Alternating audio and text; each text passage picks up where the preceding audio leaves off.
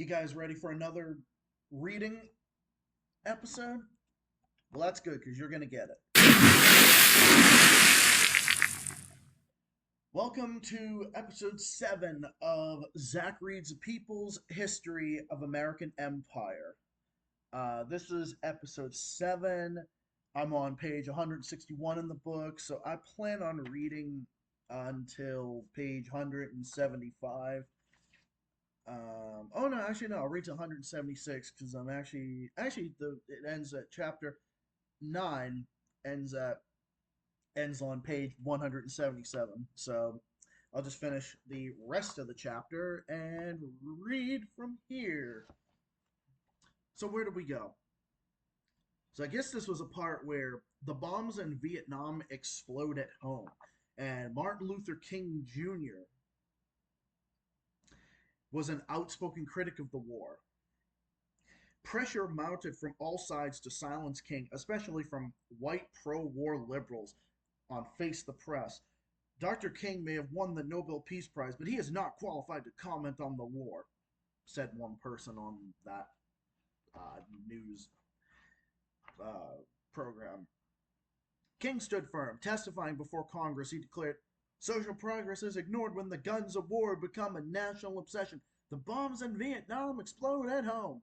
Other civil rights leaders had come out against the war. In the South, the Student Nonviolent Coordinating Committee was the first black organization to promote draft resistance, saying things like freedom now in Vietnam, get out, war on poverty, not on people. At the Easter March for Peace in 1965, sponsored by Students for a Democratic Society, Bob Moses addressed the largely white crowd. "We got to end the war in Asia and stop racism at home." Phil Ox saying, "I heard many men lying, I saw many more dying, but I ain't marching anymore." The Vietnam domino theory, so meaning like it was just a domino effect. The Diem regime became increasingly unpopular. Diem was a Catholic and most Vietnamese were Buddhists. Diem was close to the landlords, and this was a country of peasants, chanting things like "Down with Diem."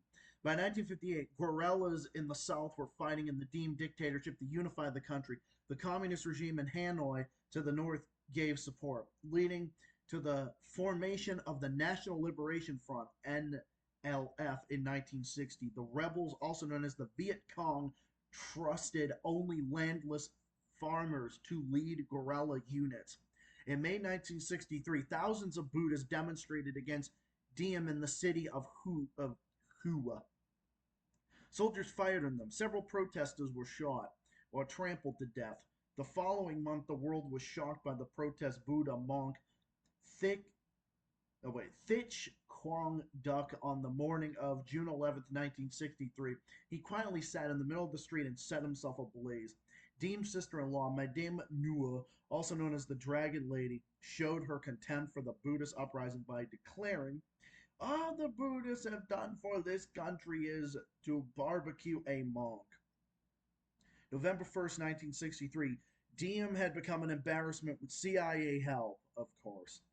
10 South Vietnamese generals, nearly all of whom had fought with the French against their own people, overthrew Diem in a coup and subsequently executed him. Oh, of course, the French were involved. I know you're shocked. Of the 10 generals, only New Nguyen Chen Thai, born a peasant and a devout Buddhist, had popular support. Thi was from Long An, a fertile province where 85% of the peasants were tenant farmers. In early August 1964, President Johnson used a murky set of events in the Gulf of Tonkin off the coast of North Vietnam to launch full-scale war. I stand by this position. The Gulf of Tonkin was a complete and utter lie. The North Vietnamese had conducted deliberate attacks against U.S. Navy vessels in the Gulf of Tonkin. The U.S. intends no rashness and seeks no wider war. Yeah, bullshit. Immediately after the Tonkin affair, American warplanes began bombarding North Vietnam. In October, the American military clashed for the first time with North Vietnamese regulars fighting in the South. It was also the first time B 52 bombers supported ground forces. Johnson escalated the war, dispatching over 200,000 troops to South Vietnam in 1965 and 200,000 more in 1966. In late 2005, the U.S. released a study revealing that North Vietnam did not attack U.S. warships in the Tonkin Gulf and that intelligence had been deliberately falsified or suppressed. American officials had again lied to the public, just like they had lied about the stage attack in the Philippine War. Yeah, just like the Bush administration did. As information said, the Bush administration seems to have followed the same pattern and said a bunch of stuff about like WMDs and whatnot. The Buddhist majority opposed the escalation. Well, why wouldn't they? General The supported negotiation with the NFL, with the I almost said NFL. The fuck, the NLF. I know it's like NFL and having like the N. I know it's like having and an end to the fighting. In March 1966, the ruling junta, led by Vietnam Air Force General Nguyen Keo Kai and Army General Nguyen Van Thieu, I know I butchered these fucking names. My apologies. Fired Thief from the army. The people rebelled. In Hue, students seized radio stations. In Da Nang, they occupied government buildings. Hey, January 6th, people. That's how you protest against a war. Just saying. Kidding, obviously. Monks against the war set themselves on fire in protest. General Q questioned the rebellion, and General Thie was exiled from the United States. Well, exiled to the United States. Key was well known for his famous quote: "People ask me who my heroes are. I have only one: Hitler." Was he related to Zelensky? Ngo Van Thai maneuvered his way into the presidency with Kai as his vice president. With strong U.S. support, Thie and Kai had consolidated their power. I'm sorry, wait a minute. They had consolidated their power over South Vietnam, but opposition to the war mounted, and it was not limited to Buddhists. From resistance to revolt, inside every large war and many smaller ones, as the Vietnam War dragged on and pressure to kill the enemy grew more intense, anti war activity did too. During one battle, the Army of the Republic of South Vietnam tried to retake a hill controlled by the Viet Cong. American soldiers were watching the AR. Don't mind me, it's just dry skin. American soldiers were watching the ARVN from a distance. Every time they got fired on, they did the Molly bagger down the hill. Our phantoms will soften up the VC. The ARVN is going back up again. Now they're coming back down again. Come on, let's show them what's done. Screw you, it's their territory. If they don't want to fight for it, why should we? U.S. soldiers were aimed to be Southern black draftees. As in all of the country's earlier wars, black soldiers from the poor and working class would be the first to rebel. Sometimes their anti war activity was peaceful. Only sometimes? I think most of the time, but oh well, whatever. The Viet Cong doesn't want to shoot us any more than we want to shoot them. If we stay out of their way, they'll stay out of ours. Yeah, that's actually very true. They would have. If we just, it's like you stay out of their business, they'll stay out of your business. We call it search and avoid. Shh. Like, shh. Shh. Someone else is in the grass. What? What? Shh. They look at us. We look at them. They go at that way. We go this way. Did you see that? Did you see that? He identified with us, man. Then the My Lai massacre. What the fuck? March 16th, 1968. Well, that's what was said. What the fuck? The ditch is full of bodies. I'm like, oh, so that's, of course. soldiers. What the hell are you doing? None of your damn business. Get back in your chopper. Hugh, he's firing into the ditch again. Let's get back down. Pilot Hugh Thompson jumped from his chopper, outraged at what he was seeing. Soldier, help me get these people out of that bunker. I'll get them out with a hand grenade. The hell with you, Colburn. If he tries to interfere with me, shoot him. Okay, Hugh. Thompson and his crew rescued four adults and five children from the village of Milai. Rescued four adults and five children from the village. Good work. A short while later, they went back into the ditch. Androta is someone still moving in there. Okay, I don't know if I'm reading this right, but if this person, Thompson, and his crew rescued four adults and five children from a village, that sounds pretty horrific. That sounds pretty heroic, if you ask me. Meant to say heroic, but that sounds pretty heroic, if you ask me. He's covered in blood, but has no wounds. He'll be okay. Hugh Thompson and his crew were vilified for their actions when he returned. He received death threat. Oh, I remember this now. Yep. Yep, I remember this. Yep, I remember our good friend Turles on YouTube telling us all about this on the Z podcast. Imagine getting death threats for that. That is so fucking fucked up.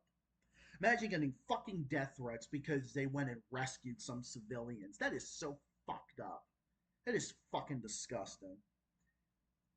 When Hugh returned, he received death threats. In 1998, Thompson was awarded the Soldier's Medal for Heroism. He died of cancer on January 6, 2006. Well, may he rest in peace.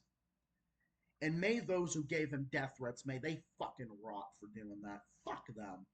Fuck them. Back in the village, a black Gee by the name of Herb Carter refused to be involved in any more killing. Carter, why don't you finish him up? I tossed my gun. I can't take it no more. Take this and get back to work. And he went and shot himself in the leg. The butchery was wholesome. Even in the peasants' animals were shot because they were considered Viet Cong. Oh, are you fucking serious? Even the peasants' animals were killed. What a bunch of fucking god. What a bunch of fucking assholes doing that. That's despicable. Eyewitnesses claim that the killings were ordered by a barrage command to. Okay, if you're sensitive to like blood, gore, that type of thing, just to let you know, I'm going to be reading this. An eyewitness later claimed that the killings were ordered by brigade command to teach the people of the province a lesson. It was estimated that between 450 and 500 people, mostly women, children, and old men, were slain. Yeah, so they were basically fucking slaughtered. For black soldiers, the war grew more bitter after April 4th, 1968, assassination of Martin Luther King Jr. and the subsequent urban risings back home. Okay, you know something? Listen, I can be a conspiracy theorist from time to time. I'm not going to lie. I try to keep my conspiracy theories somewhat reasonable, but you know what? I think the way Martin Luther King Jr. died, I think it was very suspicious. Just like I think JFK was killed by the government. I wouldn't doubt it if Martin Luther King Jr. was killed by the government. I wouldn't be surprised. In fact, I don't think James Earl Ray did it alone. I think he was paid to do it by somebody, by some government official or something. Who knows? That's just my theory. I'm just throwing that out there because it doesn't make sense to me. Hey Peyton, you like fighting them gooks? Gooks, yeah, gooks. Sarge calling the Vietnamese. Oh, wait a minute. I think. Okay, yeah, that's kind of a slur, I guess. That's supposed to be a slur, but again, this is in the context of the book here, people. Is the same thing as calling me out. Blank. I'm not going to use that word. Peyton, you're one smart blank. Yeah, definitely not going to say that word. Again, any words that are said are in the context of this book that I'm reading, but then, of course, there are certain words that even I'm not going to say. G.I. Gary Payton was convicted and sentenced to 6 months in the Long Bind jail for going AWOL. Prisoners called the stockade LBJ for short. It was notorious for its squalor and the sadism of the guards. Peyton spent time in the box with two 50-minute break days and frequent meals, lettuce, leaves, rolled in water. 90% of the prisoners in Long Bean Jail were black. Some developed an intense Africanist nationalism. It was here that the DAP was created, a complicated handshake that could take 2 minutes or longer. Although a few moments were standard, much of the DAP was improvised. Jazz for the hands, it was survived to this day. When he was freed from the box, Peyton pulled good duty, driving a truck outside the stockade. His job was use kerosene to burn the camp feces. Yeah, so they basically burn their own shit, basically. Well, that's lovely.